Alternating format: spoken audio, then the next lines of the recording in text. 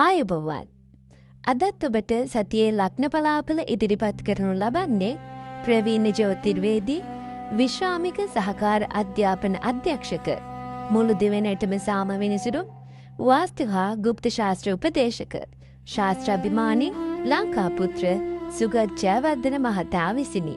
ආයුබෝවන් 2026 මාර්තු මාසයේ 22 වෙනි ඉරිදා සිට 28 සෙනසුරාදා දක්වා ලග්න පලාපල ඉදිරිපත් කිරීමටයි මා දැන් සූදානම් වන්නේ.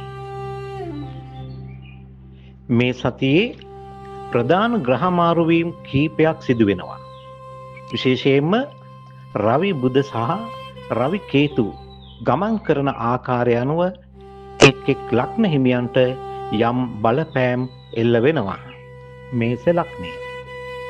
මේස ලග්න හිමියන්ට ඔන්න කැපී පෙනෙන උද්‍යෝගයකින් තමයි මේ සතිය ආරම්භ වෙන්නේ.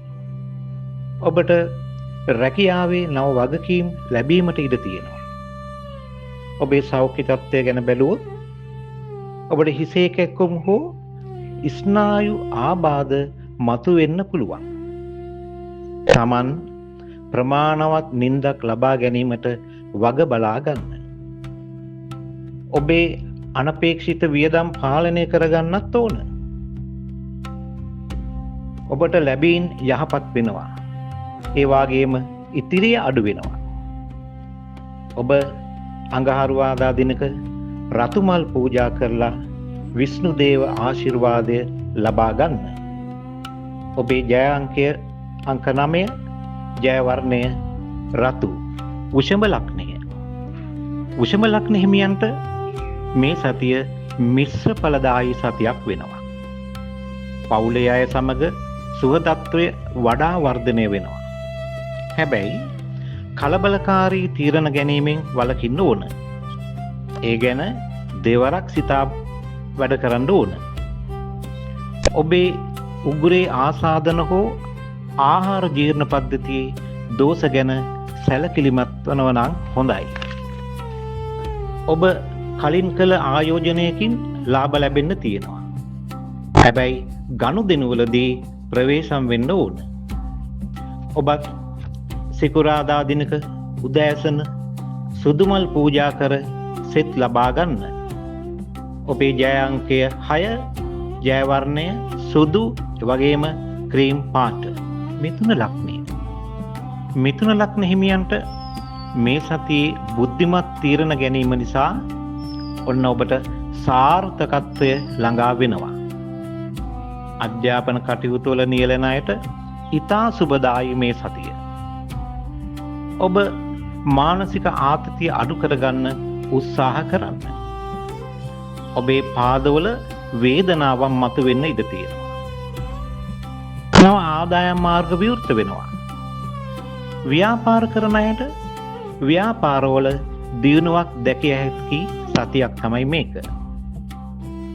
ඔබ කොළ පැහැති වස්ත්‍රයක් දුගී අයෙකුට පරිත්‍යාග කරනවා නම් හොඳයි. ඔබේ ජය අංකය 5, ජය වර්ණය කොළ. කටක ලග්නය. කටක ලග්න හිමියන්ට සිතේ සතුට වැඩි වෙන සතියක් තමයි මේක. ගෘහ ජීවිතය වාසනාවන්ත වෙනවා.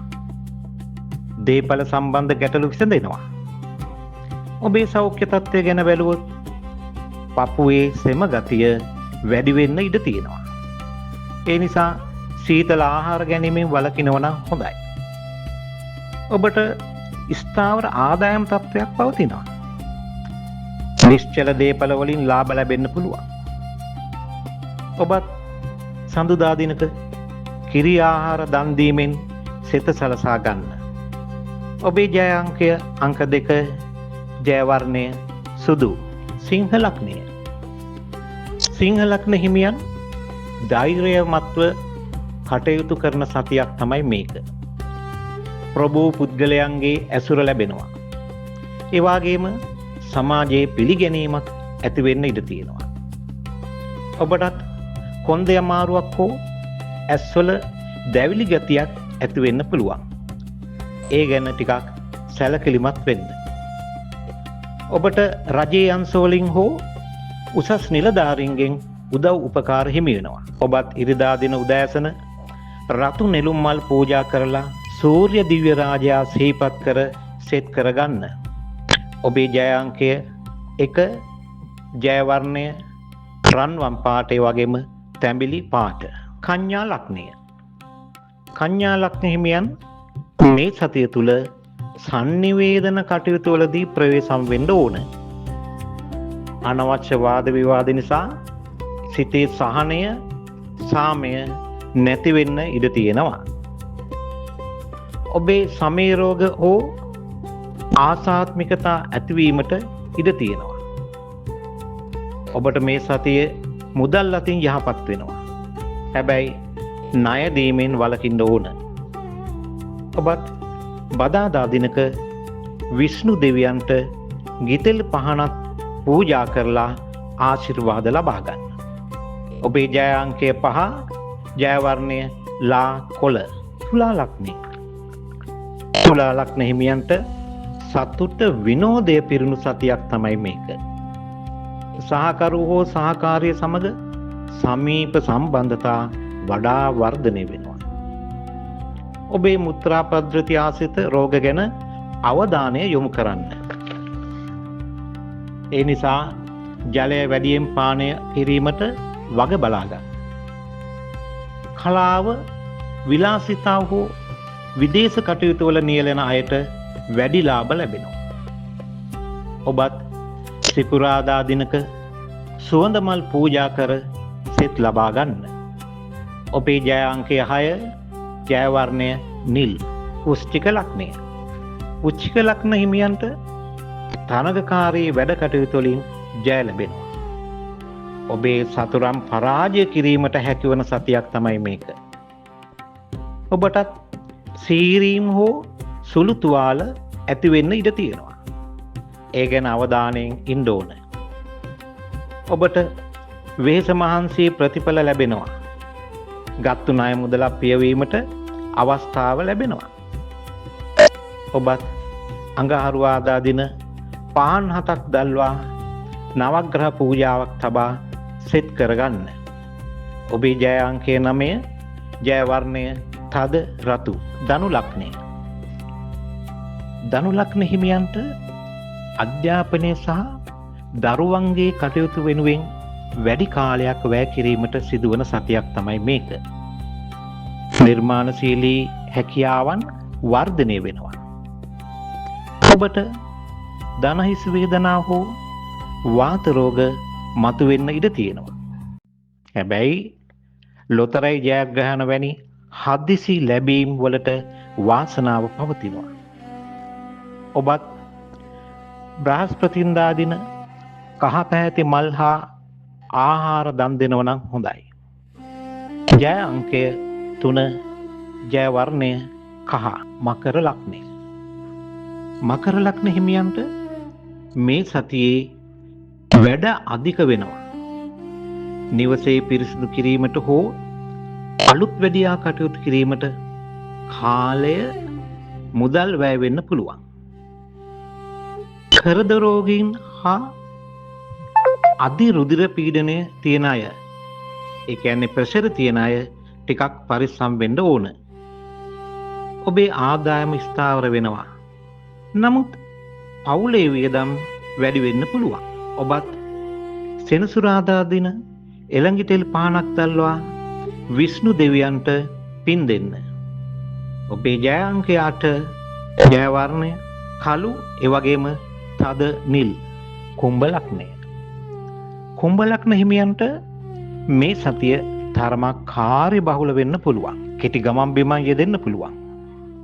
මේ සතිය මිශ්‍ර ඵල ගෙන දෙන සතියක්. ඔබගේ උත්සාහය සහ කැපවීම මත සාර්ථකත්වය රඳා පවතිනවා. සහෝදර සහෝදරයන්ගෙන්ද උදව් ලැබෙන්න පුළුවන්. රැකියා ස්ථානයේ වගකීම් වැඩි වෙනවා.